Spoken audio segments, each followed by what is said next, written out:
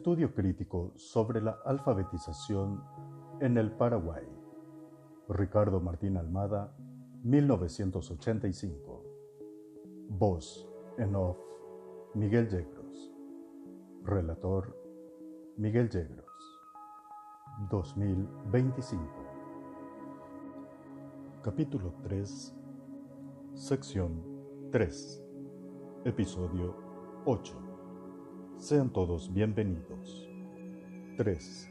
Descripción del material y del método utilizado por el gobierno paraguayo en la alfabetización. Tercera parte, continuación.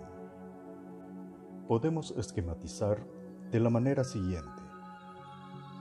Ideología, superestructura, jurídico-político, infraestructura, modos de producción. Para Althusser, existe una lucha de clases entre la burguesía y el proletariado por el poder que gira alrededor del Estado, por la toma y la conservación del poder de Estado, por una cierta clase o por una alianza de clases. Además, ninguna clase puede tener el poder sin ejercer al mismo tiempo su hegemonía sobre el aparato ideológico del Estado. Dicho autor toma en cuenta un cierto número de realidades que se presentan al observador bajo la forma de instituciones que él designa como aparato ideológico de Estado, que enumeramos a continuación. A, I, E. Religioso. El sistema de las diferentes iglesias. A, I, E. Escolar. El sistema de diferentes escuelas públicas y privadas. A, I, E. Familiar. A, I, E. Jurídico. A, I, E.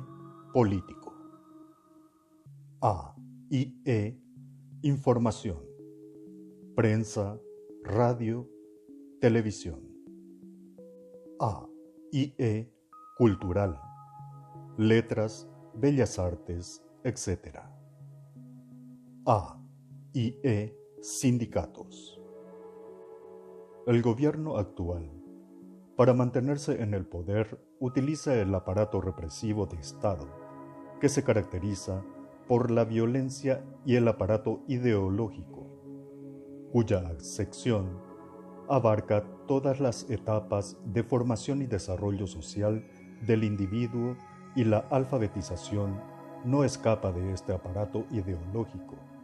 Al contrario, ella cumple un papel importante, pues contribuye a mantener el status quo, la hegemonía de la clase dominante, y a consolidar el capitalismo interno que está ligado al capitalismo internacional. La clase dominante paraguaya está constituida por una gran burguesía importadora y exportadora. Esta burguesía se dedica al comercio exterior y tiene los contactos con los monopolios del capital internacional.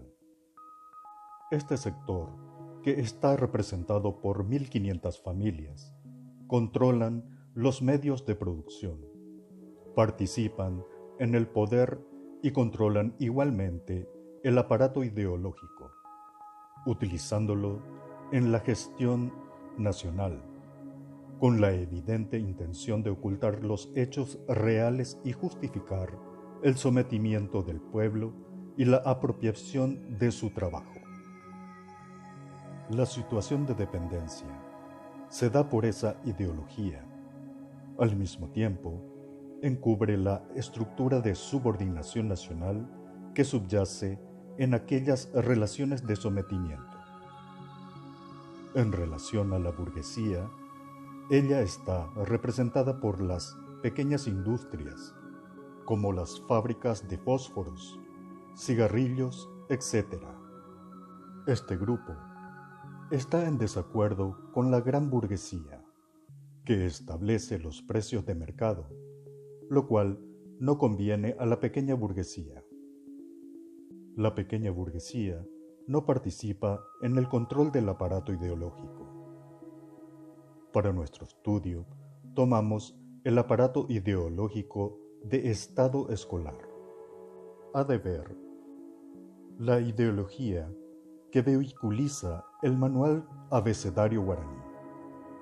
Si realizamos un análisis ideológico de los textos del manual, vemos que existen dos niveles de expresión ideológica: el nivel oculto y el nivel manifiesto.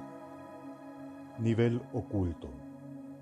Nivel manifiesto. Ideología. Estructuras significativas básicas. Representaciones. Estructuras significativas parciales. Enunciados. El texto, tal como leemos, estructura lingüística. Para lograr nuestro objetivo, debemos realizar el análisis de una manera contraria. Lo que tratamos de reconstruir, lo que tenemos. Enunciados, estructuras manifiestas, unidades de sentido, palabras, frases, párrafos. Representaciones, estructuras intermedias, conceptos que se seleccionen cómo se combinan. Ideología, estructura profunda, oposiciones básicas encontradas. Si de los enunciados llegamos a la construcción de la ideología, tenemos la expresión de la ideología.